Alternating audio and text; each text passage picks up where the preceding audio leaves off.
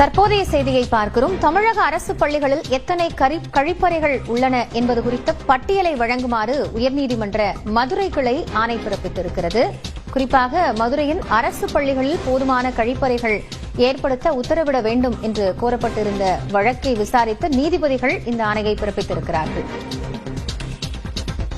கூடுதல் தகவல்களோடு செய்தியாளர் கருணாகரன் இணைந்திருக்கிறார். அவரிடம் பேசலாம். கருணாகரன், இப்போ உயர்நீதிமன்ற கிளையின் உத்தரவு குறித்த விவரம் என்ன?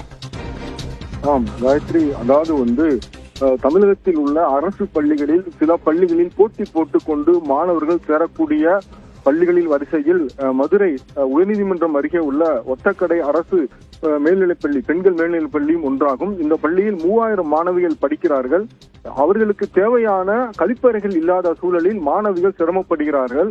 மேலும் உடற்கல்வி ஆசிரியர் உள்ளிட்ட பணியிடங்களும் காலியாக உள்ளது. எனவே தேவையான காலி பணியிடங்களை நிரப்பி வேண்டும் என்று ஒரு பொதுநல மனு உயர்நீதிமன்ற மதுரை கிளையில் தீரன் திருமுருகன் என்பவர் தாக்கல் செய்திருந்தார். இந்த மனு நீதிபதிகள் ஜெகதீஷ் சந்திரா, பூர்ணிமா அமர்வில் விசாரணைக்கு வந்தது. அப்பொழுது நீதிபதிகள் இந்த ஒரு பள்ளியை மட்டும் நாம் கணக்கில் எடுத்துக்கொள்ள முடியாது.